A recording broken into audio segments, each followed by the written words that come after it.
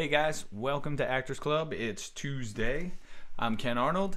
I'm here to answer any questions you have about acting. I'm going to talk a little bit about some things, a couple tips that I have for you guys out there who are watching or are going to watch later.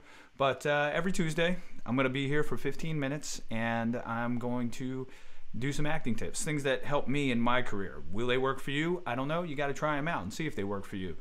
I'm a big fan of Bruce Lee, and Bruce Lee, one of his mottos was having no way as way, which means not having a set technique that I have to follow. I have to follow Meisner, or I have to follow, method, or whatever it may be.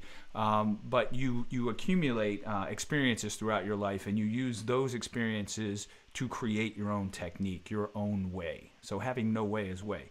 So Bruce Lee, he was a big fan of that. I'm a big fan of Bruce Lee, and I believe in that. I believe in pulling from different techniques and making my own way.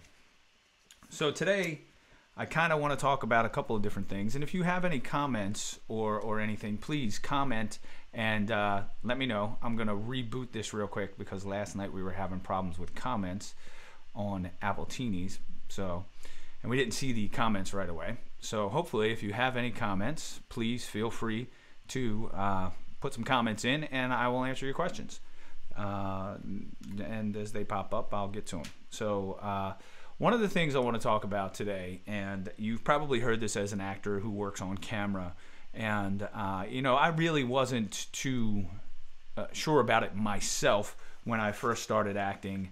I was doing some stuff here and there, and I was hearing a lot of this.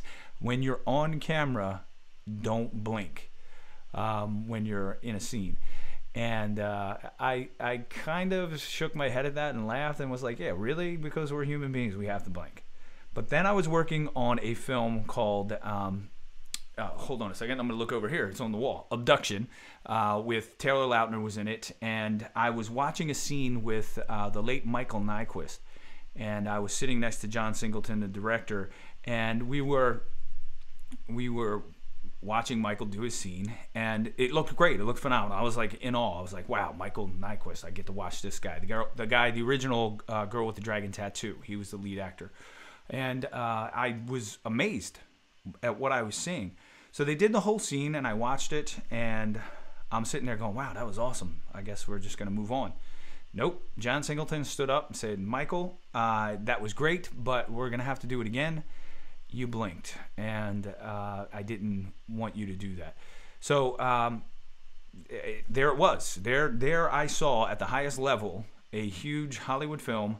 They were telling the actor, Michael Nyquist, who's a seasoned veteran actor, don't blink. And then, I got into it, and I started watching films, and I started watching television shows, and I watched the actors to see how often they blinked. And to be honest, it was not often. It was rare. Now, I'm not telling anybody out there who's an actor that you have to be like this the whole time and you just got to stare somebody down and not blink. We're human beings. We're going to blink. But what I am saying is watch in scenes that are very dramatic where the actor is trying to make a point to the other actor. They will minimize their blinking so they can make a point. So they can make their point to the other actor. It's strange, but the next time you watch television, go ahead and watch. I watched the John Wayne movie, him and Marina O'Hara, and I swear I timed it. I was at the beach, I walked in, I sat down, and I started watching, and I timed it, and they didn't blink for 5 minutes. 5 minutes straight. It was insane, right? It's kind of crazy. Hey, Mary Agnes, thanks for joining today. I'm talking about your favorite subject, not blinking on camera, which I'm not asking you to do that because we're human beings. We need to blink. But what I'm saying is watch television, watch the actors on TV and in films, and see if they blink. See how often they blink. I think what they do is they minimize their blinking. Now, I've taught a lot of classes, and I've taught a lot of newer actors. And I put them on camera, and I let them see themselves. And when they see themselves on camera, they notice that their eyes are doing this a lot. And they don't understand that if you minimize that and you don't blink as much, it's not as distracting. It's like moving your hands on camera a lot. Your hands become the distraction. If you blink your eyes a lot, your eyes become the distraction. It's strange. I know it is weird, but if you can do that, if you can minimize your blinking on camera, it will be stronger. The other actor it draws people in. It does. It just does. Watch it. Michael Caine is a big a proponent of that. And actually, I watched his older work, Michael Caine's older work, and I watched his video on camera acting, and he proved his point. And what he was teaching was not blinking or minimizing his blinking. But then I saw him in the Batman movie, and it was a very emotional scene, and he started crying, and he was blinking all over the place. Shows weakness. So it made sense in that scenario. But if he was trying to make a point, if he was trying to get through to Christian Bale, and he wasn't as emotional, and he was trying to let him know, he wouldn't have been blinking as much. I think because it was an emotional scene and he was crying, that blinking just came naturally. So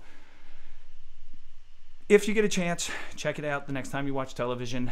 Try it. Try to go for periods of time without blinking while you're doing a monologue or a scene, and see how it works. Record yourself. See if it's stronger. Watch the 2 different takes to see. Now, what happens a lot is what you'll see an actor do is when they blink, they'll look away. They'll look down, they'll blink, they'll look back up at the other actor, and then they'll not blink again, and they'll just continue to talk. It's stronger. In my opinion, it's stronger. Watch Star Trek The Next Generation if you get a chance. I don't think Patrick Stewart ever blinks. I think he's a robot almost. But his acting is great. I love him. So if you have any questions, Mary, please feel free. You can drop a question on here if you have a comment. Please feel free to do so. I'm going to reboot it again to update the comments because I'm not getting any in my comment feed. But there. Okay. All right. There we go. All right. One more thing I wanted to talk about today, since I've been on for about 9 minutes now. One of the other things I wanted to talk about was the book, How to Stop Acting by Harold Guskin. What I'm going to do is I'm going to bring this picture up. How to Stop Acting by Harold Guskin. It's a book that I bought, I don't know, about 8 years ago. And when I started to use the technique, I don't want to call it a technique. He doesn't want to call it a technique. But when I started to use his exploration exercises in my acting career, I started to book and get a lot more callbacks. It was pretty insane.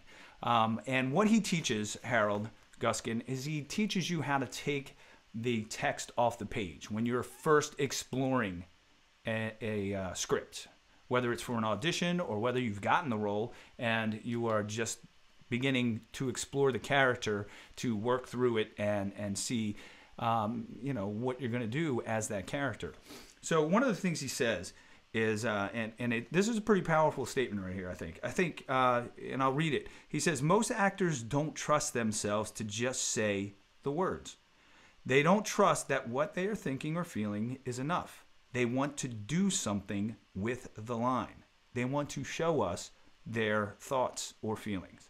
So as an actor, you don't want to show, especially on camera, you don't want to show the audience who's watching your thoughts or feelings, because if you show them, right, then you're acting, and we see it. And acting is the invisible art, and if you can see it, it's not very good. I see you acting. I don't want to see you acting. I just want to believe you are having those thoughts and feelings, that you are experiencing them. That's what I want to see from an actor, and I'll believe it. Again, I when I'm watching something on television or I'm watching a film, I'm not saying to myself, where did this guy go to school? What technique is he using? What method is he using? I'm not saying any of that. What I'm saying is, am I buying what you're selling me?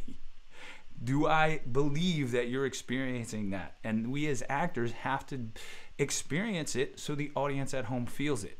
If we feel like we've got to show somebody something, then at that point, you're acting. So if you feel yourself doing that, whether it's in a class or on set, just relax, let it go. Let that go. Let the whole I have to show the audience go. And just experience the moment. What's happening in the scene? What's happening between you and the other characters? What's happening? What thoughts or feelings are going through your mind? The camera will see it. The camera will pick it up. You don't have to show me what you're thinking. Okay? And like I said, there's an exercise that I like to do in my on-camera acting workshop where I'll put an actor up and I'll give them a thought. And you'll just see, as soon as they think that thought in their head, how it subtly changes their whole body language, their facial expression, and it's just the slightest, tiniest little thing. And the audience sees it at home, if they're watching it on a 40-foot by 20-foot screen, or they're watching it on their television set. So, don't try to show us. Actually experience the words and what you're hearing and the energy that's coming from the other actor. So that's my stuff for today. So if you get a chance, get Harold Guskin's book, How to Stop Acting. It's not a difficult read. You can learn his exploration exercise within the first couple chapters, and he gets into it more in depth throughout the book. But the first couple chapters are really strong. They'll really help you out if you want to learn a new exercise to help you explore your characters and scripts and things that you're working through, whether it's for a class or for a role. So I'll see you guys. We are not doing Actors Club on Tuesdays anymore at the Columbia Arts Center. We moved it to Thursday night because we want the bigger facility so we have more room for everybody. So this Thursday night, the 15th, February 15th, will be the first night we're doing it on a Thursday at the Columbia Arts Center. So come on out. If you're new, come on down, check it out. If you want to do a monologue, if you want to do a scene with somebody, please let us know. And remember, the first time out is free, and then after that, it's $25 a session. So we'd love to see you down there. And to all our actors who come on a regular basis, thank you for your support. We love it. We are all trying to get better at the craft. We're all trying to do it together, and that's the way it should be. You should all be helping each other as actors to help network, to help get out there, to help find jobs, to help in any way possible. So I will see you next Tuesday, same time, same place, right here in my basement. And hopefully these tips will help you out. So we'll talk to you later.